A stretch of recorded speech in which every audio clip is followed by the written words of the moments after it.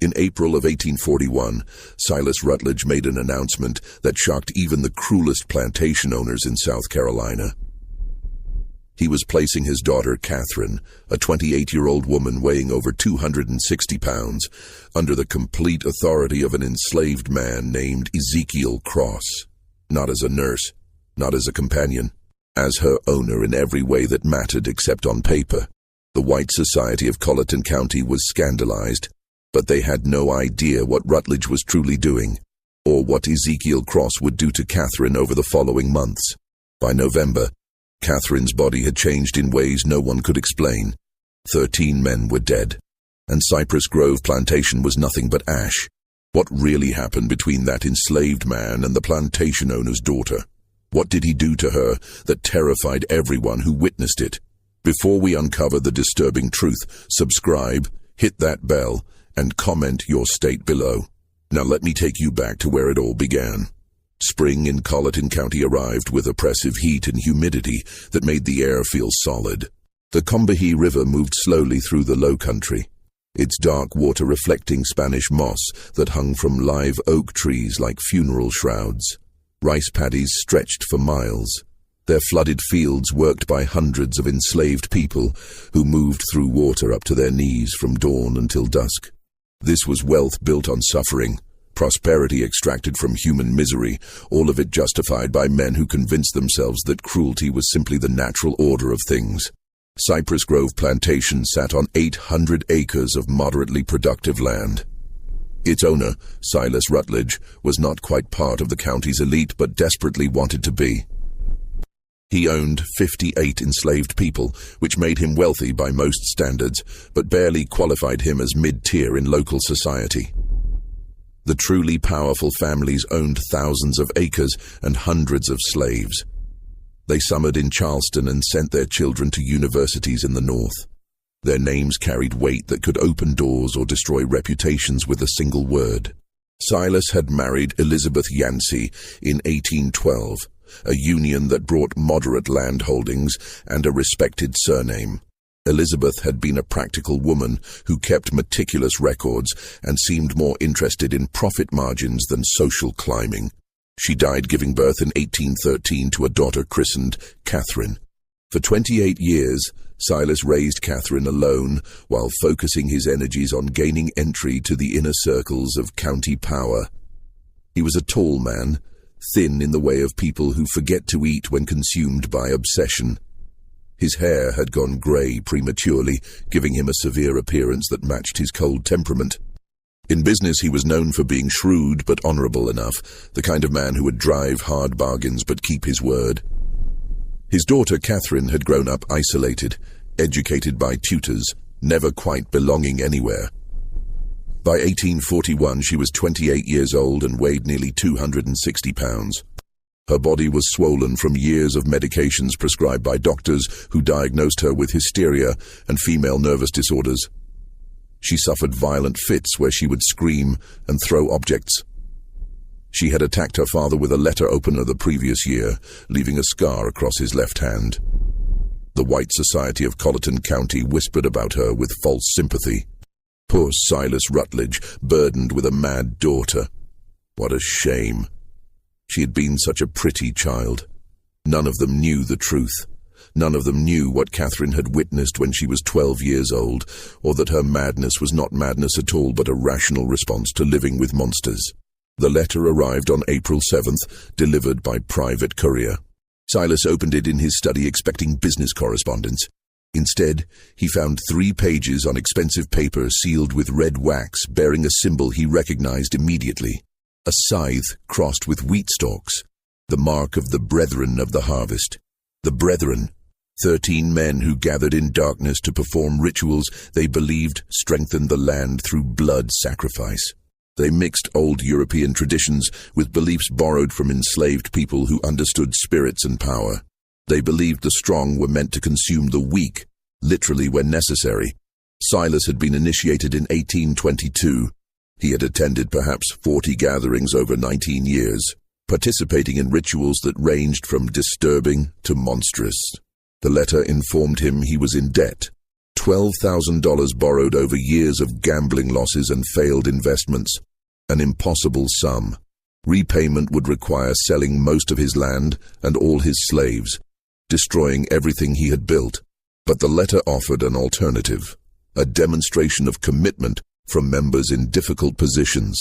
Silas would take his daughter Catherine and place her under the complete authority of one of his enslaved men, not temporarily, not as punishment, as a genuine transfer of responsibility lasting 1 full year.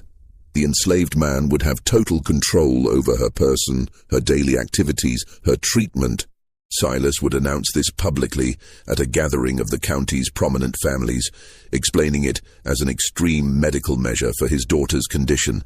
The humiliation would be absolute. In a society where white women were supposedly precious and protected above all others, Silas would be declaring his daughter worth less than his property. But if he agreed, his debt would be forgiven, and the brethren would provide financial support to restore his position.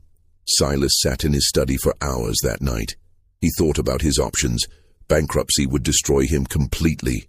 The brethren had connections to every judge, every lawyer, every politician in the region. They could make him disappear if he became a problem. Or he could sacrifice his daughter's dignity to maintain his own position. The choice society had trained him to make. Property over people. Power over morality. He wrote his acceptance by candlelight and sent it before dawn. 3 days later, another letter arrived with a name and brief history. Ezekiel Cross, age 33. Purchased recently through an intermediary from a Virginia plantation. Skills included carpentry and herbal medicine. Temperament listed as quiet and obedient. What the letter did not say was that Ezekiel Cross had been selected specifically for this purpose. That his placement at Cypress Grove was no accident. That he carried his own burning need for justice and the patience to wait for exactly the right moment. Ezekiel arrived on April 13th in a wagon driven by a slave trader named Henderson. The wagon pulled directly to the main house, unusual since most slave transactions happened near the barns. Silas came out onto the porch, shading his eyes against the morning sun. In the wagon bed sat Ezekiel. The first thing Silas noticed was his eyes. Most enslaved people kept their gaze down as a survival mechanism.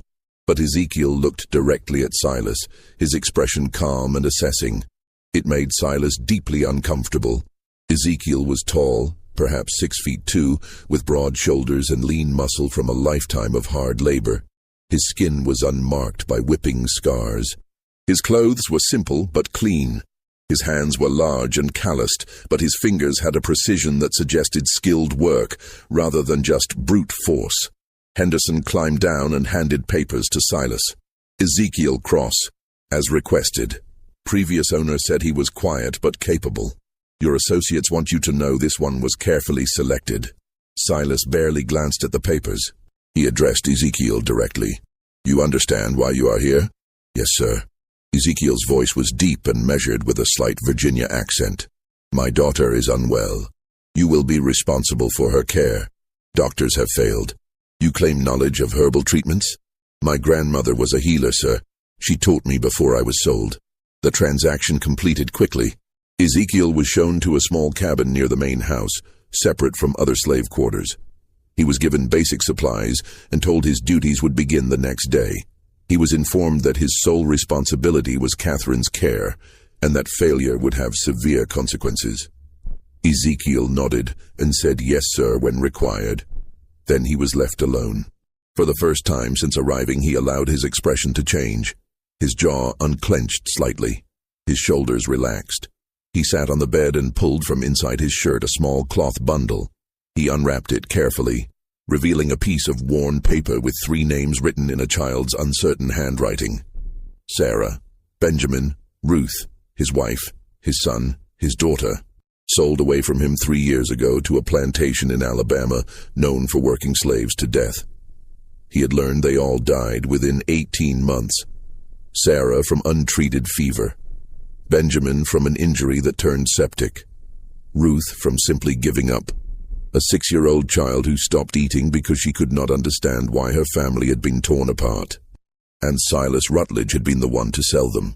Not because he needed money, not because they had done anything wrong, but because he had been demonstrating to the brethren that he could make hard decisions without sentimentality.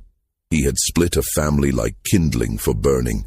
Ezekiel had spent 2 years working his way south, deliberately getting sold from plantation to plantation, always gathering information. He learned about the brethren through whispers. He learned about their rituals and members. He learned they considered themselves above any consequence.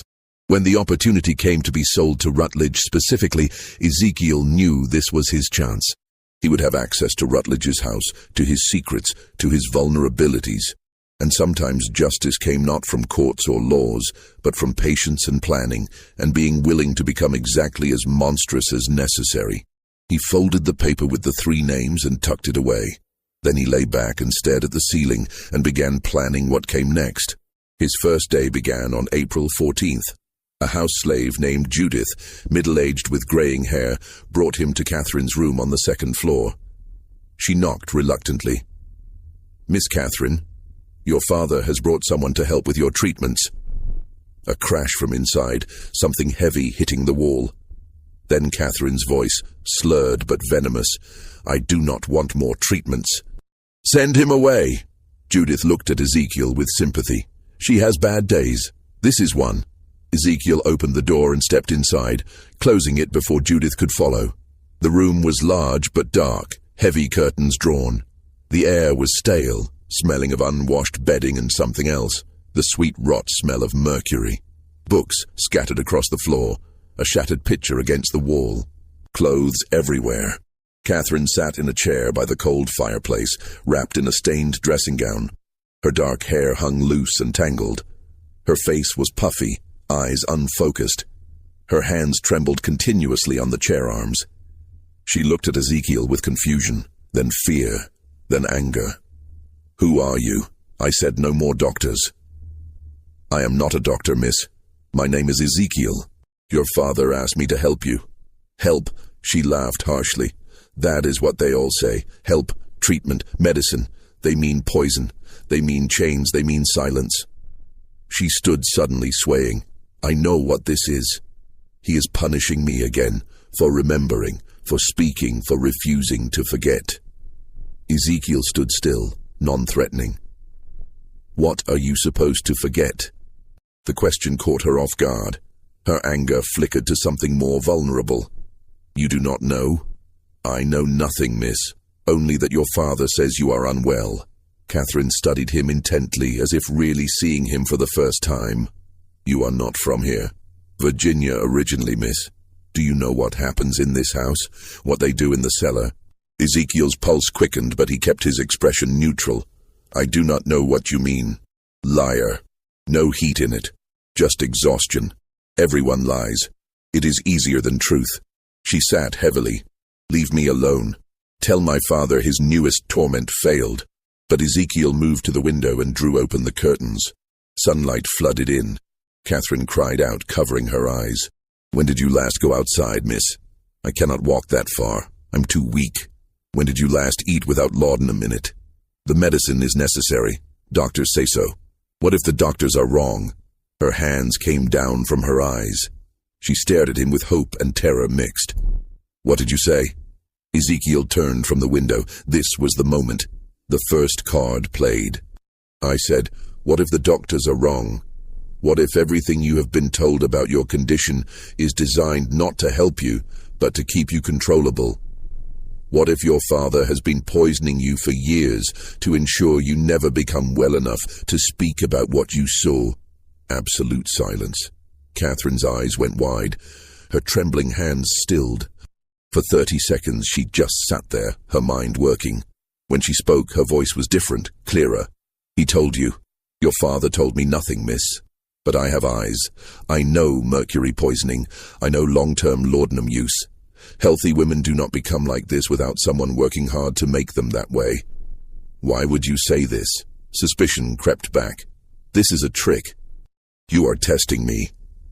I am telling you I can help you become truly well, clear-minded, strong enough to walk out of this room.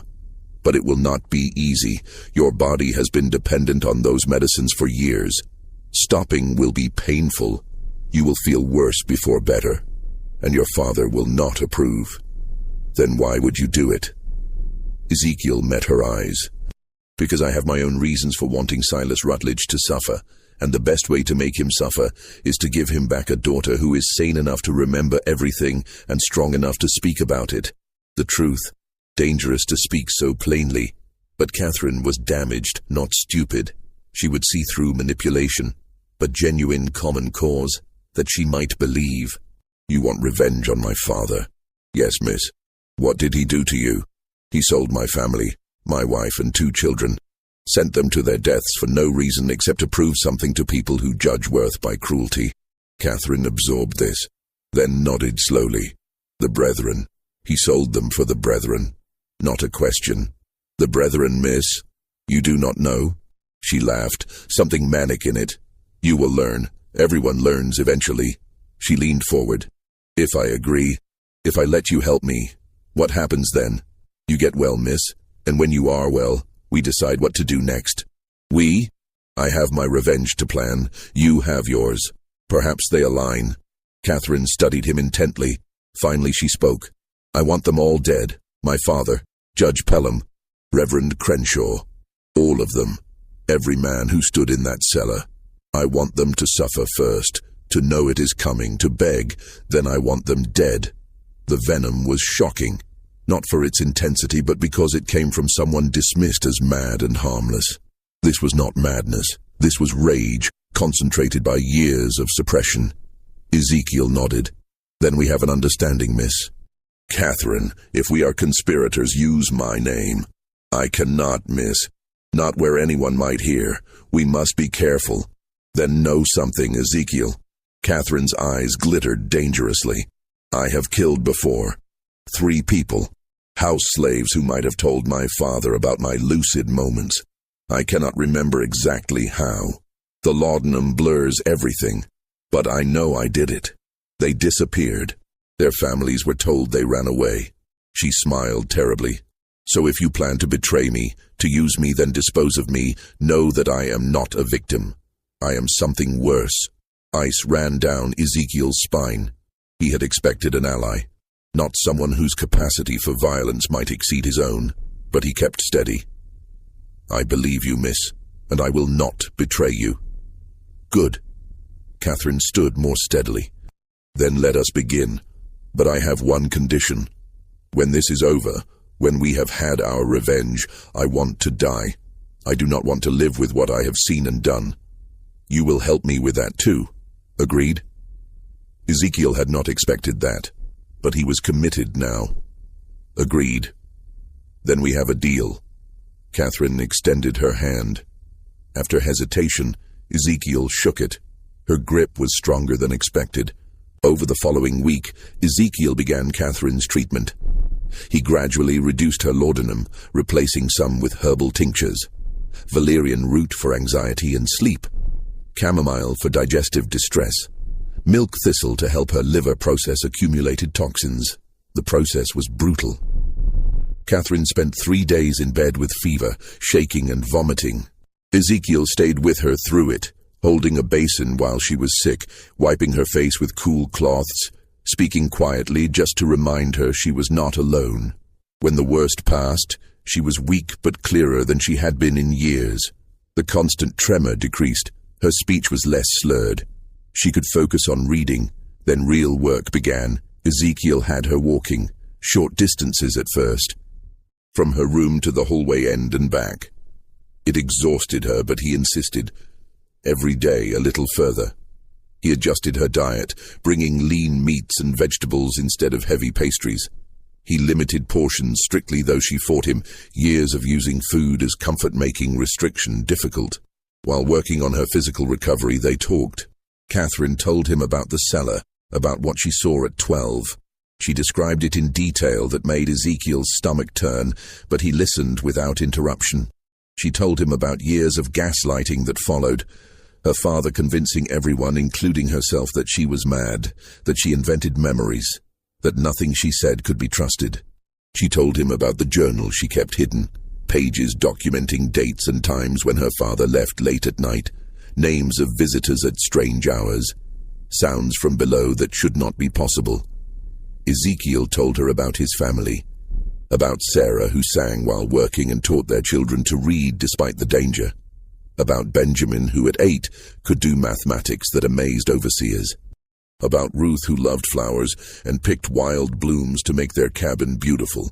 He told her how Silas came to the Virginia plantation with a buyer's warrant, how he inspected them like livestock, how he agreed to purchase all 3 for reasonable price, then changed terms at the last moment, saying he only needed the woman and children, not Ezekiel, how he deliberately split the family for no practical reason but simply because he could. He smiled when he did it. Ezekiel said quietly, "That is what I remember most. My son crying, holding my leg, begging, my wife trying to be strong, telling Benjamin to be brave, and your father smiled, like it pleased him to cause that pain." Catherine listened with newly clear eyes. "I am sorry. I know sorry is just a word, but I am sorry you suffered because of what my father is. You are not responsible for what he does, miss. No. But I am responsible for what I do next, and I promise you, Ezekiel, he will pay for what he took from you. They will all pay." The formal announcement was scheduled for April 29th. 41 people gathered in the Cypress Grove dining room for what invitations described as an important family announcement. The county's elite arrived in carriages, Judge Pelham with his wife Eleanor, Reverend Crenshaw with his daughter, Marcus Fanning and his family, Benjamin Lyle from the bank. The meal was elaborate: oysters, roasted duck, multiple rice dishes, sweet potatoes, fresh bread. A towering cake for dessert. Through it all, Catherine sat at her father's right hand, eating sparingly, speaking when spoken to but volunteering nothing. Ezekiel served alongside other house slaves, moving quietly, refilling glasses, clearing plates. He was invisible to most guests, but he listened to every word, watched every interaction, filed away information. After dessert, Silas stood and tapped his glass. "My friends, thank you for joining us. As you know, Catherine has been unwell for years. We tried every treatment, doctors from Charleston, a specialist from Philadelphia. Nothing helped, until recently." He gestured toward Ezekiel. 2 weeks ago, I brought in Ezekiel, who has knowledge of herbal medicine. As you can see, Catherine is much improved. Clear-eyed, calm, more herself than in many years. Polite murmurs around the table.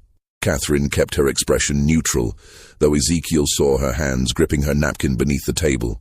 "This improvement," Silas continued, "has led to a difficult decision.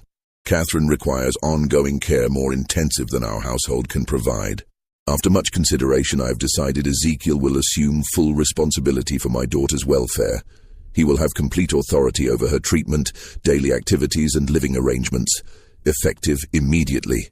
The murmurs changed tone. Confusion now. Several guests exchanged glances. Mrs. Pelham's face registered shock. Marcus Fanning spoke up. "Silas, I do not understand. You are placing your daughter under a slave's care, permanently. I am placing her with someone who succeeded where others failed. My daughter's health is more important than social convention." "But surely," Reverend Crenshaw interjected carefully, "there are other options. A companion, a nurse, someone more appropriate." Silas's expression hardened. "I have made my decision." Catherine agrees. "Do you not, daughter?" All eyes turned to Catherine. This was the moment. She could refuse, could expose everything, could bring it all crashing down. Instead, she smiled, small, controlled, revealing nothing. "I trust my father's judgment. Ezekiel has been kind and his treatments help. I am content with this arrangement." Perfectly delivered, but Ezekiel saw what others did not. Saw her knuckles white on that napkin. Saw the flash in her eyes promising violence. She was playing the required role, the obedient daughter, but inside she was screaming. The evening passed in awkward conversation. Some guests left early. Others stayed to speak with Silas privately, asking questions they did not want public. Ezekiel caught fragments. "Are you certain this is wise? What will people say? The brethren will not approve of this becoming public." That last from Judge Pelham, spoken low near the study. Silas's response was too quiet to hear, but whatever he said made Pelham nod and clap his shoulder. By midnight, all guests had departed. Catherine retired to her room. Silas went to his study. Ezekiel helped with cleanup, then made his way upstairs. He knocked softly on Catherine's door. "Come in." She sat by the window, still in her dinner dress, looking out at dark grounds. She did not turn. "It is done then. I am officially your responsibility. Property of property. How absurd. How are you feeling, miss? I want to burn this house down with everyone in it, but we must be patient. Is that not what you tell me?" "Yes, miss. I agreed because I want them to feel secure. I want them to think this is just my father's eccentricity. I want them to forget about me while we work." She turned to look at him. "Did you see their faces? The disgust, the pity. They think I am pathetic. They have no idea what we are planning." "And what exactly are we planning, miss?" Catherine moved to her dresser and pulled out a wooden box. Inside were papers covered in her handwriting. "I have been documenting everything I remember for years. Dates, names, ritual descriptions, coded so it looks like nonsense if found. But I can decode it. We have enough to destroy 20 men. And will anyone believe us, miss? A woman recently recovered from madness and an enslaved man? No. Which is why we need proof they cannot dismiss. Real physical evidence." She pulled out one specific page. "I know where they keep their records. The Brethren maintains a ledger of all activities. Every ritual, every sacrifice, every member's participation. It ensures everyone is equally guilty. My father mentioned it years ago before he realized I would remember. Where is this ledger? In the cellar. There is a hidden room beyond the main chamber. I never saw inside, but I heard them talk about it. That is where they keep everything they cannot afford to lose." Ezekiel felt excitement mixed with dread. Such a ledger would be devastating evidence, but getting it meant going into the heart of the Brethren's domain. "We would need to access it when the house is quiet. My father travels to Charleston monthly for business. The next trip is May 14th. He will be gone 3 days. That gives us 2 weeks to prepare. We need the cellar layout, every room, every hiding place. I can help. I've been thinking about this for 16 years. I know exactly what needs to happen." They spent an hour going over details, speaking in whispers. Catherine sketched the cellar layout from memory. Ezekiel asked about guards, keys, slave schedules. When he left her room, it was nearly 2 a.m. He made his way to his small room, mind racing. He was fully committed now to conspiracy with a woman who was brilliant and damaged and frightening. He pulled out the paper with his family's names and looked at it by candlelight. "I am doing this for you, for Sarah, for Benjamin, for Ruth, for every person who suffered because men like Silas Rutledge believe power gives them the right to destroy lives." He blew out the candle and lay in darkness, listening to the house settle. Somewhere below, in a cellar he had never seen, were secrets that could tear apart South Carolina's most powerful families. In 2 weeks he would go down there to find them. The 2 weeks passed with deceptive calm. Catherine continued improving. Her weight dropped. Her mind stayed sharp. She walked further each day. More importantly, she was translating sections of her coded journals for Ezekiel, filling in details about the Brethren that made his blood run cold. The Brethren was not unique to Colleton County. It was part of a larger network across the South. Connected societies in Charleston, Savannah, New Orleans, Richmond. Different names, but always the same structure. Wealthy men who believed their power derived from ancient practices of dominance and sacrifice. They believed they continued traditions going back thousands of years, Catherine explained one afternoon. European mystery cults mixed with things learned from enslaved people. They twisted it into something monstrous. Justification for things that have no justification. And the sacrifices? Not always human, sometimes animals. But other times they take people who will not be missed. Slaves with no family, poor whites who wander onto their properties. Once I heard my father mention a child, but I do not know if that was literal. Where do bodies go? Swamps on every plantation. Bodies go in and are never found. Alligators do the rest. And this ledger documents all of it? Every ritual for 40 years. Names, dates, descriptions. They keep it because they need mutual complicity. Everyone equally guilty so no one can expose the others without destroying themselves. May 14th arrived. Silas left for Charleston early morning, taking his carriage and manservant. He would stay with associates, attend to business. Expected back evening of May 16th. That gave them almost 3 full days. They waited until nightfall before moving. The house settled into evening routine. By 10, the main house was silent. They met in Catherine's room. She had changed into simple dark clothes, allowing freedom of movement. Hair pulled back tightly. She looked like someone preparing for battle. "Are you certain, miss?" "I have never been more certain. Let us go." The cellar entrance was in the kitchen behind the pantry. The door looked like wall paneling, but pressed right, it clicked open, revealing narrow stairs descending into darkness. The smell hit immediately. Damp earth and old smoke and something organic and rotten. Catherine noticed his reaction. "You get used to it. I wish I could say you stop smelling it, but I would be lying." They descended carefully, Ezekiel carrying a shuttered lantern providing minimal light. The stairs were steep and worn, wood creaking. After 20 steps they reached bottom. The cellar was larger than expected.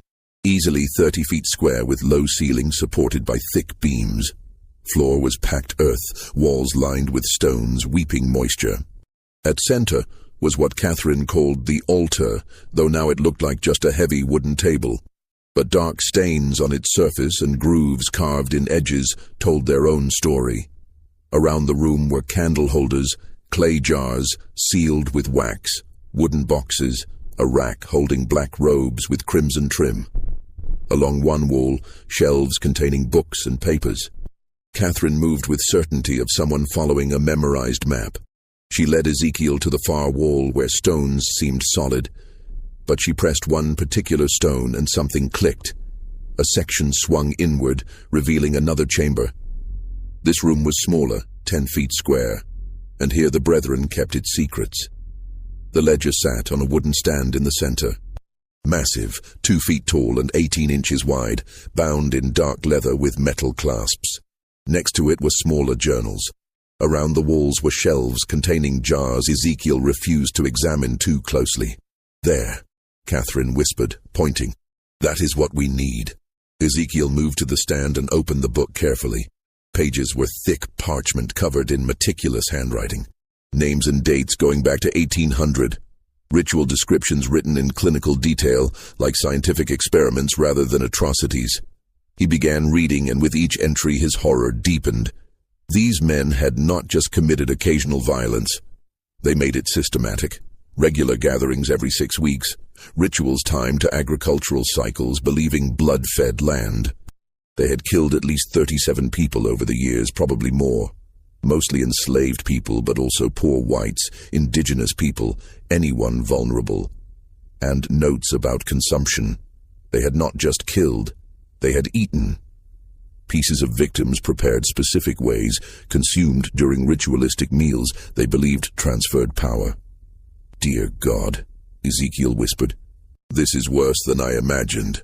I tried to tell you." Catherine's voice was flat. "I watched them when I was 12. I watched them cut pieces from that woman on the altar. I watched my father raise a goblet and drink.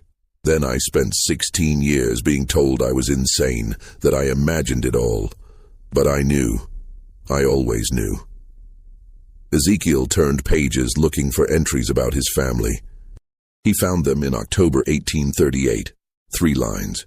Purchased family unit from Virginia. Woman Sarah. Children Benjamin and Ruth. Separated from male to demonstrate resolve. Sent to Alabama contact. Payment received. 3 lines. That was all his family's destruction merited. "We need to take this," Ezekiel said, voice tight with rage. "No." Catherine's hand on his arm. "If we take it now, they will know immediately. We need to copy the most important entries first." She was right, but Ezekiel wanted to burn everything. But revenge required patience, required being smarter than the enemy. They spent 3 hours working. Catherine had brought paper and ink. She copied entries about specific rituals, focusing on ones naming current members. Ezekiel documented victims, creating a list of names and dates that could potentially be cross-referenced with other records. Exhausting work made worse by the content. Several times Ezekiel had to stop, hands shaking too badly. Once Catherine left the chamber entirely, overcome by memories. But slowly, methodically they built their case, page after page of evidence. They were so focused, neither heard footsteps on the cellar stairs. First indication something was wrong was when light flared in the outer chamber, lantern light much brighter than their single lamp. Ezekiel looked up sharply, blood going cold. Silas Rutledge stood in the doorway flanked by 2 other men. Behind them, at least 4 more figures in the main cellar. "I must admit," Silas said calmly, "I am impressed. I did not think you would find the inner chamber." Catherine stood slowly, placing herself between her father and Ezekiel. "You were supposed to be in Charleston. I was supposed to be. But I never trusted your miraculous recovery. So I made arrangements. I left this morning, yes. But I returned this afternoon and watched the house all evening waiting to see what you would do." He stepped into the chamber, the 2 men blocking the exit. "Did you really think I would not anticipate this? That I would not prepare for the possibility you might remember, might seek revenge? You have been poisoning me for 16 years. Catherine's voice steady despite everything. "And you expect me to simply accept that? I expect you to understand it was necessary. You saw something you should not have. A child. You could not understand. I could not allow you to destroy everything. I was 12, and I watched you murder a woman and eat her flesh. That was not fear, Father. That was a reasonable response to witnessing evil. Evil. Such a simple word." Silas moved further into the room, eyes moving between Catherine and Ezekiel. "And you, using my daughter to get to me, filling her head with ideas of revenge?" Ezekiel said nothing, calculating distances and odds. 7 men against 1, with Catherine in no condition to fight. The situation looked hopeless. Silas seemed to read his thoughts. "Do not do anything foolish. I do not want to hurt either of you. Not permanently. But I cannot have this rebellion continuing." He gestured to the men behind him. "Bring them upstairs. We need to discuss what happens next." They were taken to Silas's study and locked inside together. The room was windowless except for 1 high transom impossible to reach. The door was heavy oak, locked from outside. As soon as they were alone, Catherine moved to Ezekiel. "Are you hurt?" "No, miss. But we are in serious trouble." "Yes, but not as much as you think." She pulled something from inside her dress. The papers they had been copying. "I managed to keep these. He did not search me. Too confident. That will not help if we are dead. We are not going to die, not tonight." Catherine's eyes were calculating. "My father will want to resolve this without killing me if possible. I am still his daughter, his blood. That gives us leverage." Over the next hour they heard arrivals. Voices in the hall, men gathering. The brethren was assembling. Finally the door opened. Marcus Fanning stood there, face grim. "They are ready for you. Come peacefully, and you will not be harmed." They were led down to the cellar again. This time the main chamber had been transformed. All 13 brethren members present, dressed in ritual robes. Candles burned in every holder. The altar was draped with crimson cloth. 13 chairs arranged in a perfect circle, all occupied except Silas's at the altar's head. Ezekiel and Catherine were positioned in the circle's center, forced to stand facing Silas. The other members watched with expressions ranging from curiosity to hostility. Silas removed his hood. "Brothers of the Harvest, thank you for coming on short notice. We face a crisis. My daughter and her associate discovered our inner chamber. They saw the ledger. They were copying entries when I interrupted them." Judge Pelham spoke up. "Then they must be silenced, permanently. This is not complicated." "I disagree." Silas held up a hand. "My daughter is blood. I cannot simply dispose of her without exhausting other options. And the man represents an opportunity." "What opportunity?" Reverend Crenshaw asked. "To test something I have long believed, that a person can be drawn into our work through their own actions if framed correctly." Silas turned to Ezekiel. You want revenge on me. You want to destroy me for what I did to your family. I understand that. But what if I offered you a different kind of revenge, a more meaningful one? I do not understand, Ezekiel said carefully. I am offering you membership, not as an equal. The Brethren does not accept men of color as full members, but as an associate. You would attend our gatherings, participate in rituals, and in exchange I would give you what you want most. My family is dead. You cannot give me what I want. No, but I can give you revenge against the people who killed them. The plantation owner in Alabama who worked your wife and children to death. His name is Edward Gaines. He is not part of the Brethren. He has no protection from us. If you join us, prove your loyalty, I will give you resources to destroy him. Money, information, whatever you need to make him suffer as you have suffered. The offer hung in the air, obscene in its calculation. Join the men who destroyed his family to get revenge on another monster. And if I refuse, then you and Catherine both die tonight. Your bodies go into the swamp. No one will ever know what happened. The papers Catherine was copying will be burned, her journals destroyed. Everything continues as it always has. Silas spread his hands. But if you accept, you live. Catherine lives. You get your revenge. All it costs is your soul. Ezekiel looked at Catherine. Her face was pale, but she gave him the slightest shake of her head. Do not do it. Whatever happens, do not become them. But Ezekiel was thinking about accepting, about getting inside their organization, about gathering more evidence, about buying time. He looked back at Silas. And Catherine, what happens to her? She returns to her room, resumes her medications, forgets what she has seen. The alternative is she dies alongside you. No, Catherine's voice cut across the chamber. I will not forget again. I will not be silenced. Kill me if you must, Father, but I will not pretend I do not know what you are. Silas's expression hardened. Then you have made your choice. Wait. Ezekiel spoke quickly. I accept. But on one condition. Catherine goes free, not back to her room. Free. Let her leave this house, leave South Carolina. Give her money to start over. If you do that, I will join you. Several Brethren members shook their heads, but Judge Pelham spoke.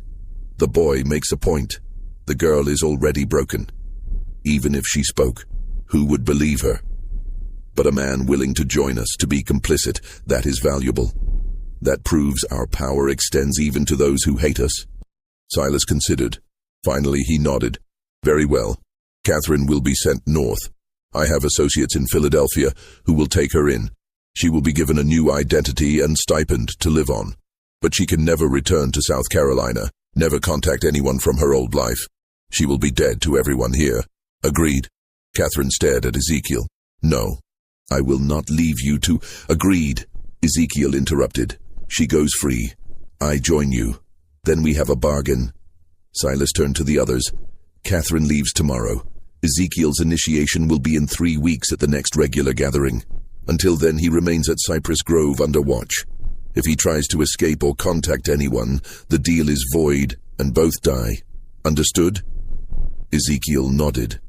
Catherine looked like she wanted to argue, but Ezekiel caught her eye and shook his head slightly. Trust me.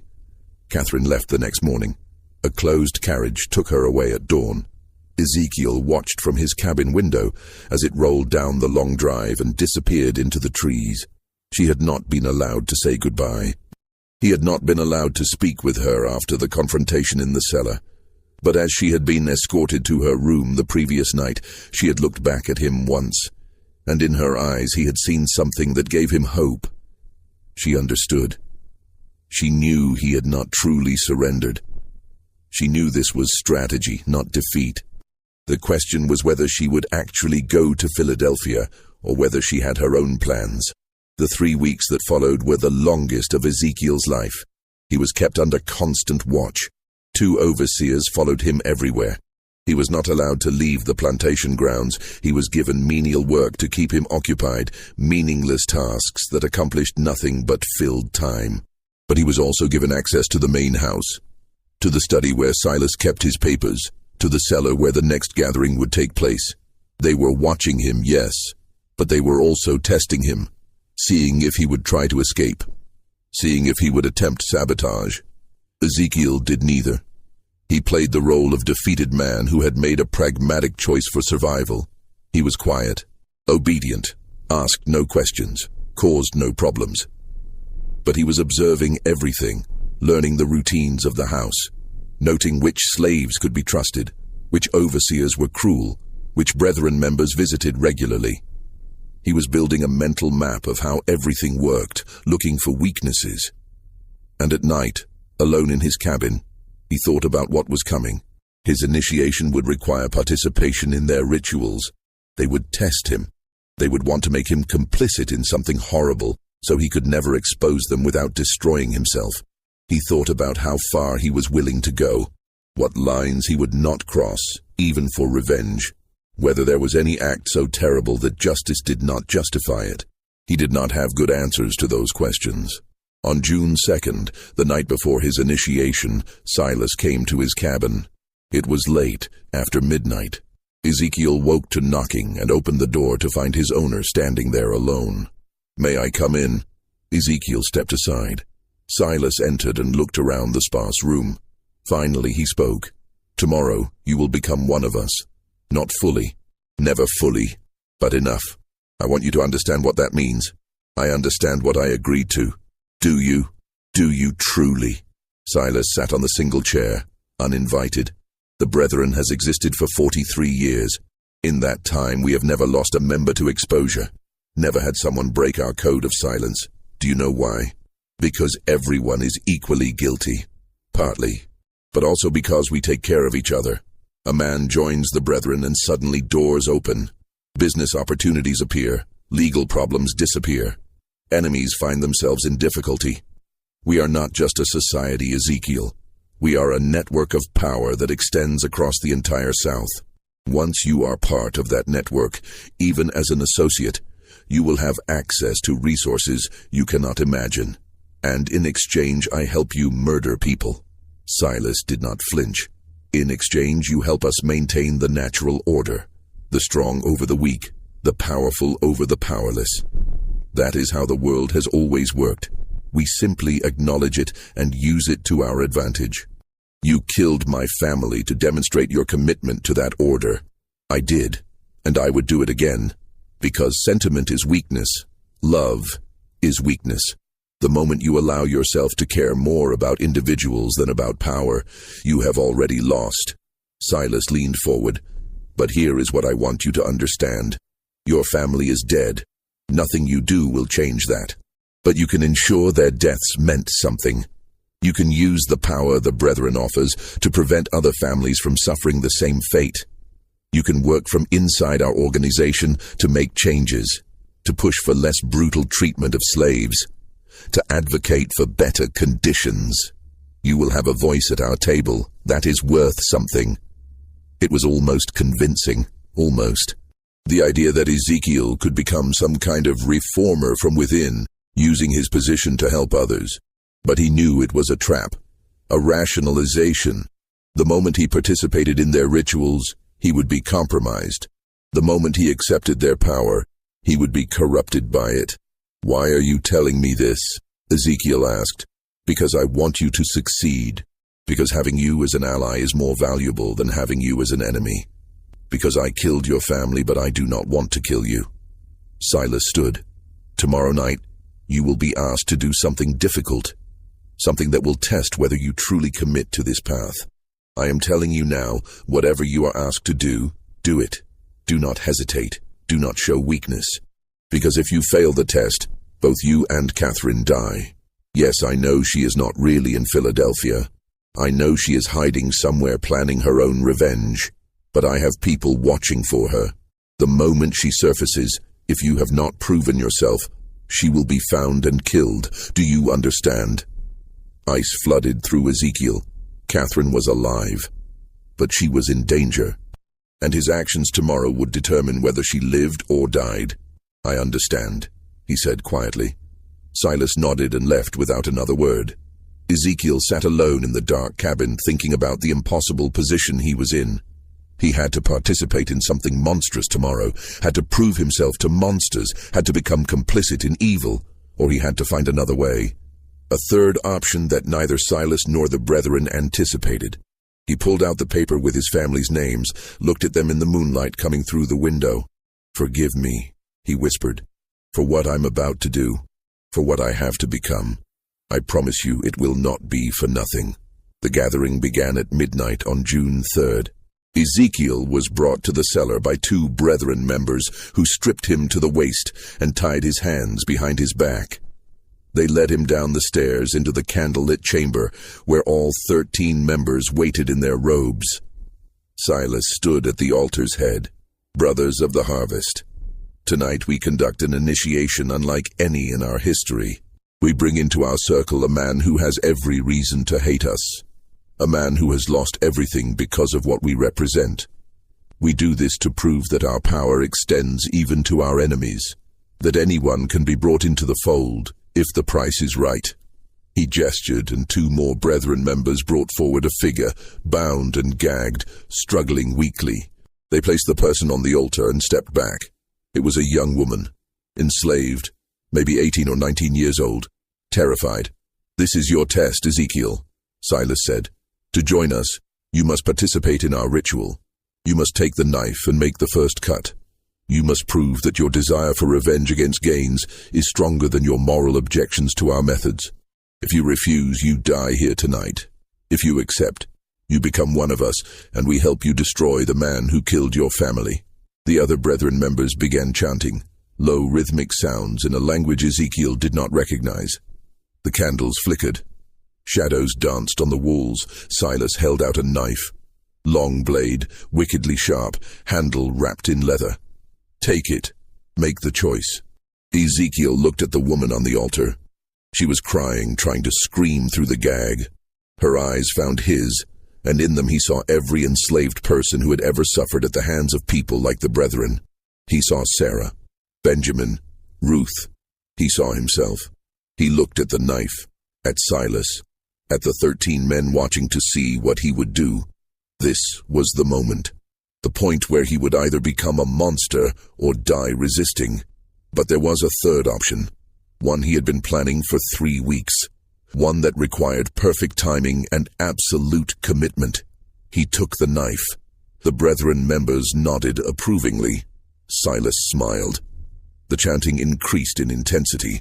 Ezekiel stepped toward the altar. The woman's eyes went wide with terror. He raised the knife, and then he moved. Not toward the woman, toward the nearest brethren member. The knife flashed in the candlelight and buried itself in the man's throat before anyone could react. Blood sprayed. The man collapsed. Ezekiel grabbed the fallen member's robe, pulling it off in one motion. He threw it over the nearest candles, plunging half the room into darkness. Chaos erupted.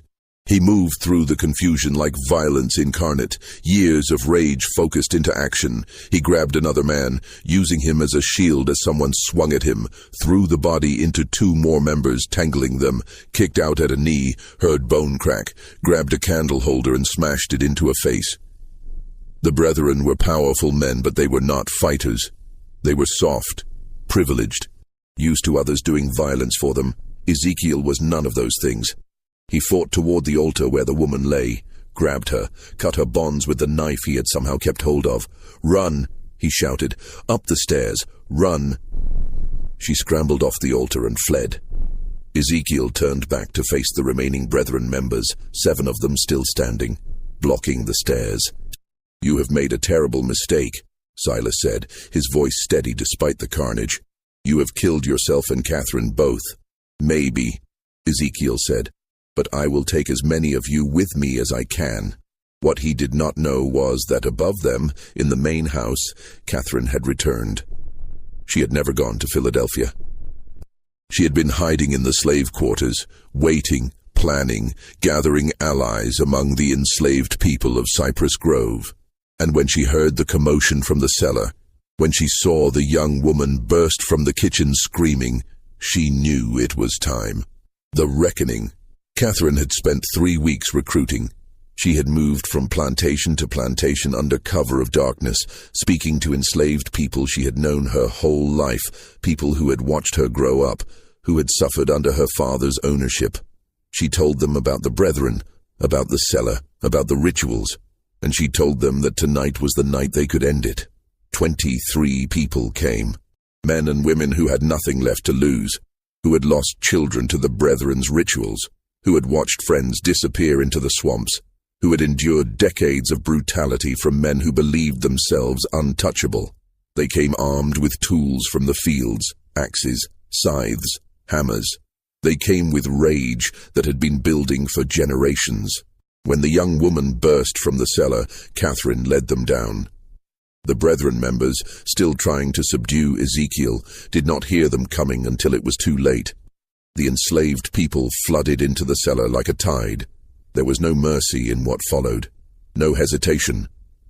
These were people who had been told their entire lives they were property, that their suffering did not matter, that their lives had no value. Now they were proving how wrong those beliefs were. The brethren tried to fight.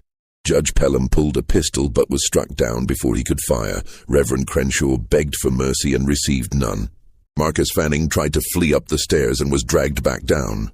Silas Rutledge, seeing everything collapse around him, tried one last desperate play.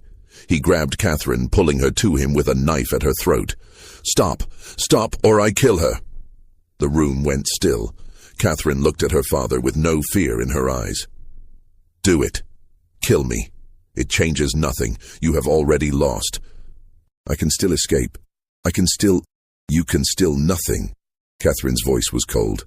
"You spent 16 years trying to break me, trying to make me forget, trying to convince me I was mad. But you failed. I remembered everything, and I am going to watch you die." She drove her elbow back into his ribs with sudden vicious force. His grip loosened. She spun away. And before Silas could recover, Ezekiel was there.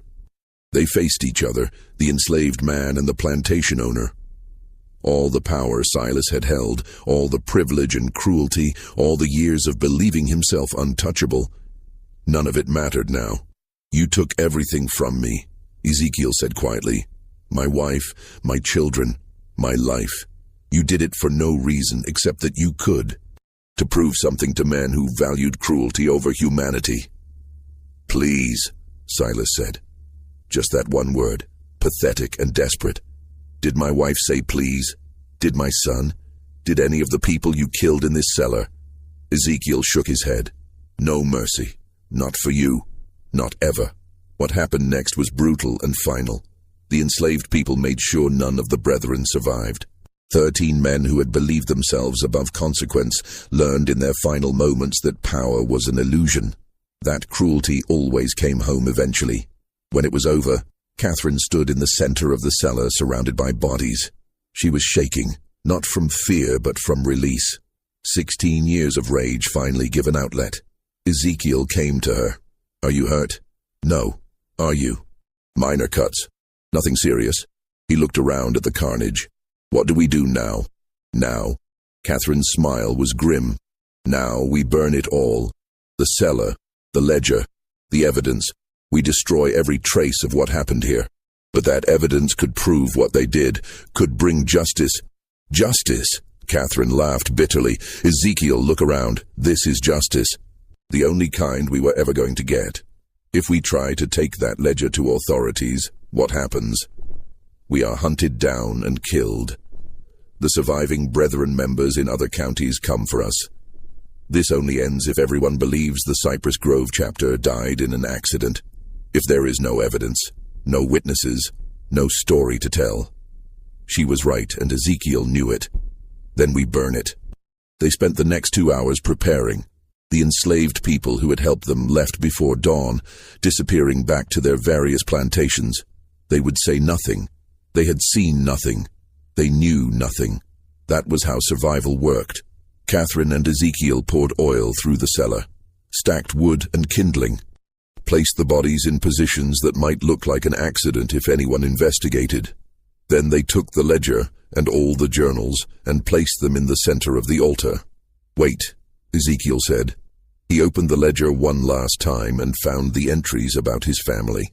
He carefully tore out those pages and folded them, placing them inside his shirt. For them, so they are not forgotten. Catherine nodded. Then she took a candle and held it to the oil-soaked wood. The fire caught immediately. Within minutes the cellar was ablaze. They fled up the stairs and out of the house, stood in the yard watching as flames engulfed Cypress Grove Plantation. People would come. Other plantations would see the smoke. There would be questions. But Catherine and Ezekiel had their story prepared. A terrible accident. A candle knocked over in the cellar. The master and his guests trapped below. So tragic. So terrible. No one would ever know the truth. As the sun rose over the burning ruins, Catherine turned to Ezekiel. "What will you do now?" "Go north.